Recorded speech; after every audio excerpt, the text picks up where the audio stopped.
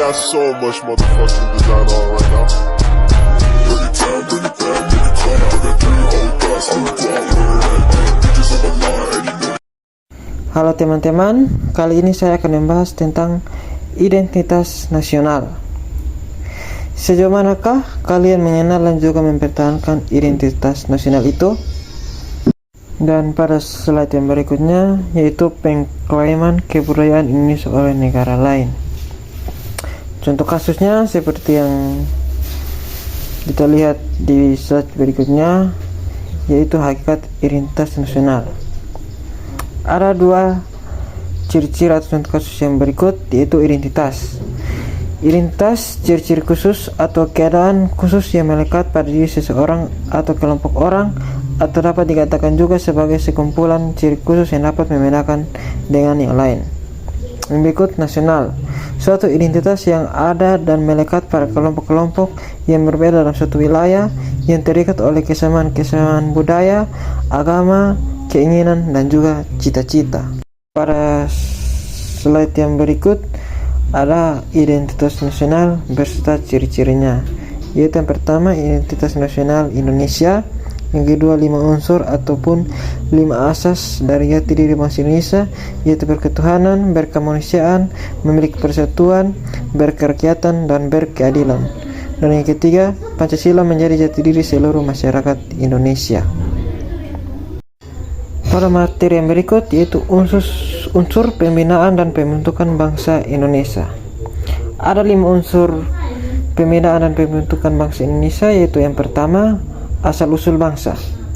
Bangsa Indonesia berasal dari ras Malayan Mongoloid, dari rumpun Melayu yang diperkarai variasi pencampuran darah antar ras.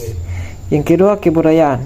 Dominasi dari cara hidup suku bangsa Indonesia adalah bertani dan pelaut, dilihat dari peran sosial. Yang ketiga, tempat tinggal, yang disebut dengan nama khas tanah air Nusantara, yakni tanah tumpah darah seluruh bangsa, yang merupakan satu kesatuan wilayah laut yang di dalamnya terhimpun puluhan ribu pulau. Dan yang keempat yaitu nasib sejarah. Persamaan nasib sejarah pada zaman kerajaan besar seperti Sriwijaya, dan juga persamaan nasib ketika dijajah kota kolonial. Yang kelima, cita-cita hidup bersama. Motivasi, visi, dan misi yang menginginkan masa dan merdeka dan berdaulat.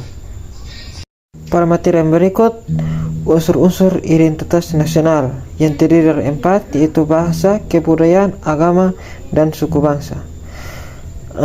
Bahasa daerah atau lokal menjadi suatu lambang atau unsur bunyi dari setiap individu yang satu dengan yang lainnya untuk berkomunikasi sehingga terlaksana proses interaksi pikiran dan juga perasaan yang baik. Daerah atau suku. Indonesia menjadi negara dengan banyak suku, kurang lebih ada 300 suku yang ada di Indonesia. Indonesia bukan negara agama, tetapi negara yang beragama, di mana ada 6 agama yang diakui di Indonesia. Masyarakatnya satu dengan yang lain, saling menghargai dan toleransi dalam umat beragama. Dan yang berikut, lokal dan politik unity. Kesatuan sosial yang dapat dibedakan dari kesatuan sosial berdasarkan kesadaran akan identitas, perbedaan kebudayaan, khususnya bahasa. Pada materi yang berikutnya, integrasi nasional.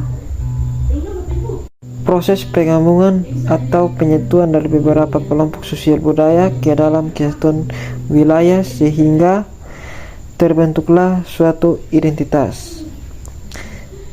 Ada 3 suatu dari identitas, yaitu negara Republik Indonesia, lahir, dijawai, dibangun, dan juga didirikan dari semangat kebersamaan oleh para pejuang dari berbagai wilayah. Yang berikutnya, memiliki keterkaitan antara yang satu dengan yang lain, antar masyarakat harus ada kesatuan yang utuh. Yang berikut, Indonesia merupakan negara yang masyarakatnya dilandasi semangat kebersamaan dan kekeluargaan. Pada yang berikutnya yaitu teori paham integralistik.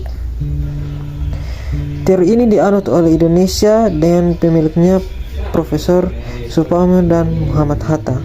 Menurut Supomo, negara yang dijiwai semangat kekeluargaan dan kebersamaan termasuk aliran pikiran integralistik menyatakan definisi negara sebagai berikut.